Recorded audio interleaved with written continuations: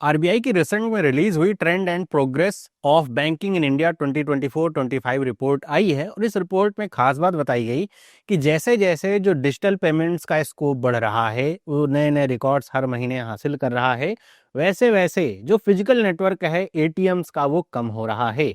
इसके पीछे के रीजंस तो आपको समझ में आ रहे होंगे, लेकिन इसके और भी रीजंस हैं। सिर्फ एक ही वजह नहीं है कि क्योंकि डिजिटल पेमेंट बढ़ रहा है इस वजह से ऐसा हो रहा है, बल्कि और भी रीजंस हैं। और इसमें हम ये समझेंगे कि आखिर पब्लिक सेक्टर और प्राइवेट सेक्टर बैंक के एटीएम्स में कितनी कमी आ रही है। इसके अलावा इस रिपोर्ट में एनपीएस वगैरह को लेकर के क्या कहा गया, वो सब कुछ हम डिटेल में समझेंगे। वीडियो अच्छी लगे तो इसे लाइक करें, इस तरह की और वीडियोस के लिए चैनल को सब्सक्राइब करें। तो अगर आप देखें इस रिपोर्ट में क्या बताया गया कि जो टोटल एटीएम काउंट है दो, अगर फाइनेंशियल ईयर 25 में हम देखें और उसको तुलना करें 24 से, तो जो एटीएम का नेटवर्क है वो कम हो गया। मतलब नंबर ऑफ एटीएम्स को क्लोज किया गया है। जो पहले 2,53,417 एटीएम्स थे प्रीवियस ईयर में, अब केवल 2,51,057 एटीएम्स रह गए हैं। तो आप ऐसे समझिए कि लगभग 2-2,500 एटीएम्स की यहाँ पे कमी आ चुकी है। बता रहे हैं कि 2,360 एटीएम्स की कमी हुई है। और इसमें अगर आप पब्लिक सेक्टर बैंक को देखेंगे तो इसमें आपको ये बता रहे हैं कि पहले 1,34,694 एटीएम्स थे, अब 1,33,544 एटीएम्स यहाँ पे हुए। मतलब लगभग आप देखें तो 1,000 एटीएम्स की यहाँ पे कमी आई है। प्राइवेट सेक्टर बैंक के जो एटीएम्स हैं उनकी तुलना में, तो प्राइवेट सेक्टर के जो बैंक हैं वो लगभग 1,500 के आसपास एटीएम्स की यहाँ पे कमी, मतलब 1,200-1,300 एटीएम्स की कमी आई है। तो पब्लिक सेक्टर से ज़्यादा प्राइवेट सेक्टर में एटीएम्स की संख्या वो घटी है। और इसमें एक स्टार अगर आप कॉन्ट्रास्ट देखें तो ये बताता है कि इसमें जो व्हाइट लेबल एटीएम है, बताया जा रहा है कि वो पहले 34,602 थे, अब वो बढ़ के 36,216 हो गए। मतलब बैंक के जो अपने एटीएम्स हैं वो तो कम हो रहे हैं, लेकिन जो व्हाइट लेबल एटीएम्स हैं उनकी संख्या आप देखेंगे तो वो 2,000 से लगभग बढ़ी है। तो एक तरह से कॉन्ट्रास्टिंग ट्रेंड देखने को मिल रहा है कि जो इंडिपेंडेंट एंटिटीज हैं वो एटीएम्स तो लगा रहे हैं, लेकिन जो बैंक्स हैं वो अपने एटीएम्स को क्या कर रहे हैं, कम कर रहे हैं। आगे हम बात करें यहाँ पे इसके रीजंस की, उससे पहले मैं आपको बता दूं कि अगर आप हमारे टेलीग्राम चैनल को ज्वाइन नहीं किया तो आप उसे जरूर ज्वाइन कर लें और हमारे जो इंस्टाग्राम पेज है उसको भी जरूर फॉलो करें। आगे यहाँ पे अब रीजंस की बात करें, इसके पीछे रीजन क्या है, तो 3 रीजन, सिर्फ एक रीजन नहीं। पहला रीजन तो इसका यही है कि जो डिजिटल पेमेंट में सर्ज आ रहा है उसकी वजह से एटीएम्स की संख्या घट रही है। क्यों? क्योंकि एटीएम का प्रयोग किया क्यों जाता था कि आपको अगर कहीं जाना है, कोई खरीदारी करनी है, तो आप एटीएम में जाते थे, पैसे निकालते थे और उस पैसे का इस्तेमाल करके आप कैश में पेमेंट करके खरीदारी करते थे। लेकिन जब से यूपीआई आ गया है, जो डिजिटल ये या जो और अदर जो डिजिटल मोड्स हैं उनके आने की वजह से जो कैश का लेन देन है वो कम हो गया है। अब छोटे मोटे जो विड्रॉल्स होते हैं, आदमी कोई भी 150 रुपए का, मतलब 500 रुपए का विड्रॉल नहीं करना चाहता है, वो उसे 2,000 रुपए तक की पेमेंट, आदमी 10,000 तक की पेमेंट यूपीआई से ही करता है। तो जो स्मॉल टिकट ट्रांजेक्शन्स थे वो सब डिजिटली ही अब हैंडल हो रहे हैं, जिसकी वजह से अब एटीएम में जो विड्रॉल का फीचर है, या कह सकते हैं जो विड्रॉल का फीचर दिया गया था, उसका इस्तेमाल लोग कर ही नहीं रहे। एटीएम का इस्तेमाल और सारे रीजंस की वजह से लोग कर सकते हैं, जैसे उन्हें अगर अपना मिनी स्टेटमेंट चाहिए, उनको पिन बदलना है, वो सारी चीज़ों के लिए करते हैं। जो कह सकते हैं विड्रॉल के लिए, तो उसकी जगह वो यूपीआई का इस्तेमाल करते हैं। दूसरा, जो अगर एटीएम का इस्तेमाल कम हो रहा है, आपको पता है अगर एटीएम इस्तेमाल होंगे तभी जो है उनका खर्च भी निकलता है।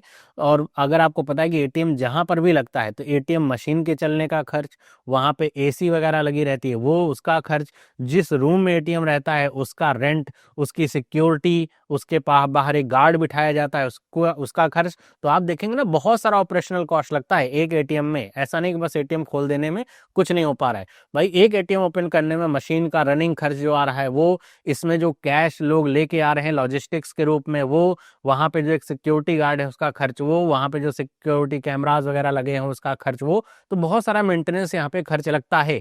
और अगर एटीएम को ऑपरेट ही नहीं किया जा रहा है तो इस वजह से ये जो ऑपरेशनल खर्चा है ये बैंकों के लिए एक्सेस ही है। मतलब उसका इस्तेमाल पब्लिक कर नहीं रही उतना जितना होना चाहिए। इस वजह से बैंक सोच रहे हैं कि इसको हम कम से कम रखें।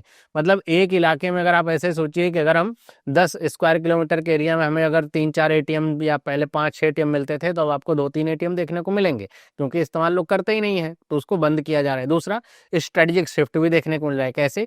जो प्राइवेट बैंक्स हैं खास तौर पे, वो ज़्यादा से ज़्यादा जो डिजिटल चैनल है ना उस पर फोकस कर रहे हैं, अपने कस्टमर्स को भी लेकर के उसी पे आ रहे हैं, चाहे वो मोबाइल बैंकिंग हो, नेट बैंकिंग हो, व्हाट्सअप बैंकिंग हो, आप तो व्हाट्सअप के माध्यम से ही बैंकिंग हो जाती है।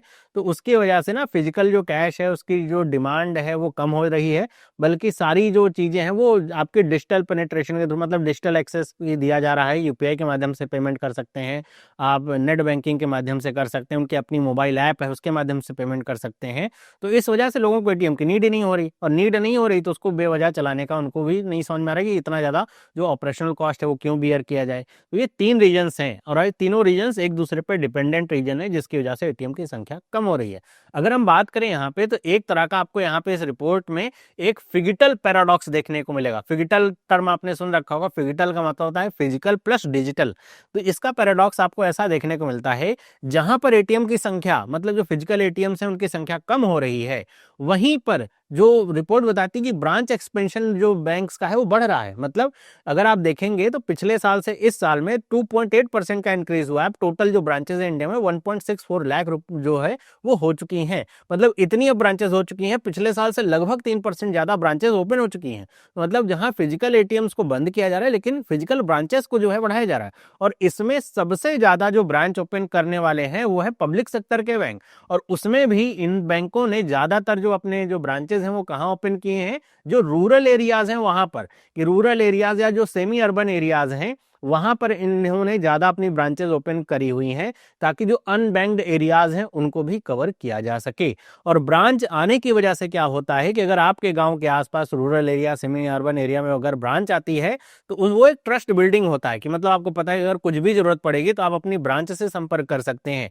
और ब्रांच सिर्फ वहां पे ओपन हो रही है तो सिर्फ अकाउंट ओपन करने के लिए नहीं, बल्कि जो कॉम्प्लेक्स प्रोडक्ट्स हैं उनको भी वो ऑफर करती हैं, जैसे लोन हो गया, इंश्योरेंस हो गया, ये सारे प्रोडक्ट भी वहां से ऑफर किए जाते हैं। तो मतलब ये है कि ये जो अगर हम बात करें कि एक तरफ जो एटीएम को यहाँ पे कम किया जा रहा है क्योंकि उसका जो ऑपरेशनल कॉस्ट है ज्यादा है, लेकिन फुटफॉल कम हो चुका है, लगभग ना के बराबर है, तो उसका जो खर्च है वो तो संभाला नहीं जा रहा। लेकिन जब फिजिकल ब्रांच ओपन कर रहे हैं तो उससे ना नए कस्टमर्स को जोड़ा जा रहा है, जो अनबैंक्ड एरियाज हैं उनको बैंकिंग की सर्विस दी जा रही है, फाइनेंशियल इंक्लूजन को बढ़ावा दिया जा रहा है, तो जिससे नए कस्टमर्स बैंक को मिल रहे हैं, वो अपनी सर्विसेज उनको ऑफर कर पा रहे हैं।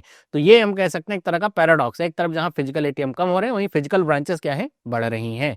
आगे हम बात करें यहाँ पे कि इसका इम्पैक्ट हमारी इकोनॉमी या बैंकिंग सेक्टर पे कैसे है, तो इसमें देखिए एक बताया गया रिपोर्ट में कि जो एसेट क्वालिटी इंप्रूवमेंट है वो देखा गया है कि पिछले जो डिकेड्स हैं, लगभग आप समझ लीजिए 2 डिकेड से ज्यादा के समय से इस समय जो जीएनपी है, मतलब जो ग्रॉस नॉन परफॉर्मिंग एसेट है, वो सबसे कम है। मतलब 2.1% के आसपास ये पहुंच चुका है। इसके ऊपर मैंने एक पूरी डेडिकेटेड वीडियो आपके लिए बनाई है, अगर आपने नहीं देखा है तो उसका लिंक मैं दे दूंगा, आप उसे देखिएगा जरूर, जिसमें पूरी डिटेल में चर्चा करी गई है। तो ये सबसे कम हो रखा है। इसका मतलब क्या है कि बैंक की जो एसेट क्वालिटी है वो काफी अच्छी है। ये एक हेल्दी बैंकिंग सिस्टम को दिखाता है। एनपीए जितना कम होगा उतना ही अच्छा वो बैंक काम कर रहा है, मतलब उतना ही उसके जो प्रोडक्ट्स हैं वो कम से कम जो है नॉन परफॉर्मिंग हो रहे हैं। दूसरी चीज इसकी वजह से होगा क्या कि अगर एटीएम की संख्या कम होगी तो इसमें जॉब का शिफ्ट देखने को मिलेगा। क्यों? क्योंकि एक एटीएम के लिए, जैसा मैंने कहा, वहां पे एक हमको गार्ड चाहिए, उसके अलावा उस एटीएम में जो कैश ले आने ले जाने वाली एक हमारे पास एक वाहन चाहिए, उसमें भी गार्ड्स होते हैं। उसमें एक आदमी होता है जो कैश को ले आता है, एटीएम में लगाता है, मतलब वो इंसर्ट करता है, वो सारी चीजें चाहिए। तो इसमें ना बहुत सारे लोग एम्प्लॉय होते हैं। लेकिन जब एटीएम की संख्या कम हो रही है, सिंपल सी बात है, अब ना उतने गार्ड्स की जरूरत है, ना उतने लॉजिस्टिक्स की जरूरत है, ना इसमें जो गार्ड है उनकी जरूरत है। तो वो कह सकते हैं कि एक तरीके से कि यहाँ पे जॉब पे इम्पैक्ट पड़ेगा। लेकिन दूसरी बात ये भी है कि जब ब्रांचेस की संख्या बढ़ रही है तो वो जो जॉब यहाँ पे कम हो रही है, तो यहाँ से नई जॉब्स जो है वो क्रिएट भी हो रही हैं। अब नई ब्रांचेस बढ़ेंगी तो वहाँ पे अभी गार्ड्स की जरूरत पड़ेगी ही पड़ेगी, वहाँ पर कैश में लेने आने के लिए वहाँ पे लॉजिस्टिक्स की जरूरत पड़ेगी ही पड़ेगी। तो जहाँ एक तरफ जॉब एक सेक्टर में या कह सकते हैं एक क्षेत्र में कम हो रही है, उसको शिफ्ट किया जा सकता है दूसरी जगह पे। इसके अलावा जो रिलेशनशिप मैनेजमेंट है, आईटी साइबर सिक्योरिटी है, डिजिटल बैंकिंग के आने की वजह से उस क्षेत्र में भी जॉब को काफी यहाँ पे इंप्रूवमेंट देखने को मिलता है। फिर यहाँ पे अगर हम बात करें फाइनेंशियल इंक्लूजन कंपैरिजन की, तो व्हाइट लेबल एटीएम जैसा बताया जा रहा है कि ये इंश्योर करते हैं कि जहां पर कोई भी ऐसा मतलब कोई बैंक की एटीएम नहीं है, आसपास कोई ब्रांच भी नहीं है, तो वहां पर व्हाइट लेबल एटीएम जो ऐसे जो एंटिटीज होती हैं अपने एटीएम लगा के रखती हैं, जिससे अगर वहां पर एक वॉइड क्रिएट हो गया है कि मतलब आपके आसपास 4-5 किलोमीटर में कोई एटीएम या बैंक है ही नहीं, तो आपके पास अगर वो एक व्हाइट लेबल एटीएम लगाओ तो वहां से जाकर के आप अपनी नीड को पूरा कर सकते हैं। तो ये आप कह सकते हैं कि रूरल एरियाज के लिए काफी अच्छी बात है, क्योंकि वहां पर अभी भी जो ज्यादातर लेन देन है वो कैश में होता है। तो अगर हम बात करें, यहाँ पे आपको समझ आ रहा होगा कि व्हाइट लेबल एटीएम के बारे में हमने बात करी है। तो व्हाइट लेबल एटीएम का मतलब क्या होता है? तो ये एटीएम ऐसे होते हैं जिनको सेटअप ऑन और ऑपरेट किया जाता है नॉन बैंक्स के द्वारा, जैसे टाटा इंडी कैश हो गया, हिताची मनी स्पॉट हो गया। तो ये कोई बैंक नहीं है, ये नॉन बैंक एंटिटीज हैं, लेकिन इनको ऐसा लाइसेंस मिला हुआ है कि ये व्हाइट लेबल एटीएम चला सकते हैं। मतलब ये सारा कुछ सेटअप ये खुद करेंगे, यही ओन करते हैं, यही इसको ऑपरेट करेंगे। मतलब इसमें जो पैसा आएगा जाएगा इसको खुद ही ऑपरेट करेंगे। इनके पीछे जो है किसी ना किसी बैंक के साथ टाई अप हो सकता है। कभी कभी ऐसा भी है कि भाई इनको कैश की जरूरत पड़ेगी अगर, तो वो जो टाई अप है वो करके रखते हैं, कहाँ से कैश वगैरह लाएंगे, वो सारी चीजें रहती हैं। बल्कि ये पूरा अपने तरफ ही, वो पूरी अपने ऊपर ही जिम्मेदारी लेते हैं उसको सेटअप करने का, ऑन करने का, ऑपरेट करने का। इसमें बैंक का कोई ऐसा लेन देन यहाँ पे हाथ नहीं होता है। बल्कि अगर कोई जाकर के मान लीजिए कि किसी के पास एसबीआई का एटीएम है और उसके आसपास एसबीआई का कोई एटीएम नहीं है, और वो जाकर के व्हाइट लेवल एटीएम पे जाकर के पैसा निकालता है, तो सिंपल सी बात है कि ये फ्री में तो काम कर नहीं रहे हैं। तो वो जो पैसा होगा, उसका जो फीस होगा, वो एसबीआई से लेते हैं ये टाटा इंडिकेश या जो भी इस तरह के व्हाइट लेवल एटीएम ऑपरेटर्स हैं। अब वो फिर एसबीआई आपके ऊपर चार्ज करे, वो अलग बात है। फिर यहाँ पे एक और टर्म आता है ऑफ साइट और ऑन साइट एटीएम का। देखिए, ऑन साइट एटीएम का मतलब होता है ऐसे एटीएम जो बैंक ब्रांच प्रेमाइसिस में होते हैं। जैसे कहीं पे ब्रांच खुली हुई है, उसी के बगल में ऐसा एटीएम भी है साथ ही साथ, तो वो ऑन साइट एटीएम होता है। वहीं ऑफ साइट एटीएम की बात करें तो ये लोकेटेड अवे होते हैं। मतलब मान लीजिए ब्रांच यहाँ पे खुली हुई है और एटीएम इससे कहीं 4 किलोमीटर दूर जाकर के इसका खुला हुआ है, तो ये ऑफ साइट एटीएम कहलाएगा। और इस रिपोर्ट में बताया गया है कि इसमें ज्यादातर जो एटीएम बंद हुए हैं ना, वो ज्यादातर जो एटीएम है ऑफ साइट एटीएम है जो बंद हुए। ऑन साइट वाले उतने नहीं बंद हुए, ऑफ साइट वाले एटीएम्स को ज्यादा बंद किया गया है ना। यहाँ पे जो ट्रेंड एंड प्रोग्रेस रिपोर्ट है, ये एक स्टैट्यूटरी पब्लिकेशन है आरबीआई का, जो कि हर साल ये करता है। मतलब करना जरूरी under section 36(2) of the banking regulation act 1949, जिससे पता चलता है कि बैंकिंग सेक्टर की परफॉर्मेंस साल भर की क्या रही, कितना उसका एनपीए वगैरह रहा, कैसा उसमें ट्रेंड में बदलाव देखने को मिल रहा है, किस तरीके की किस तरफ जो है बैंकिंग सेक्टर बढ़ रहा है, वो सारी चीजें इस रिपोर्ट में आती हैं। तो ये थी पूरी इन्फॉर्मेशन। आई होप आपको ये समझ में आया होगा, पसंद आया होगा। अगर इन्फॉर्मेटिव लगा तो इसे आप लाइक जरूर करिए। इस तरह के और वीडियोस के लिए चैनल को सब्सक्राइब करिए। बाकी आप हमें टेलीग्राम और इंस्टाग्राम पे फॉलो जरूर करिए। मिलते हैं अगली वीडियो में। सभी लोगों को बाय।